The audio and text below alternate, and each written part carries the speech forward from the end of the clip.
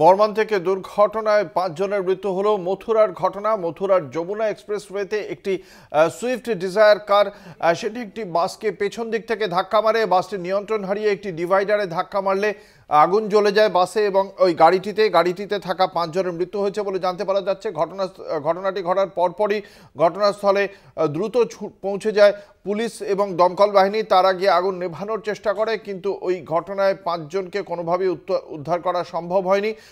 বহু দূর থেকেই দেখতে পাওয়া যাচ্ছিল বাসের ওই কালো ধোঁয়া। আপনারাও দেখতে পাচ্ছেন সেই ছবি, মথুরা যমুনা এক্সপ্রেসওয়ের ছবি, যেখানে ৫ জনের মৃত্যু হলো একটি পথ দুর্ঘটনার জেরে। পেছন থেকে একটি ছোট গাড়ি সেটি ধাক্কা মারে একটি বাসটি নিয়ন্ত্রণ হারিয়ে ডিভাইডারে ধাক্কা মারলেই বাসে আগুন ধরে যায় এবং সেই আগুনে ওই গাড়িটিও আগুনের কবলে পড়ে। গাড়িতে থাকা ৫ জনের মৃত্যু হয়েছে বলেই জানতে পারা যাচ্ছে।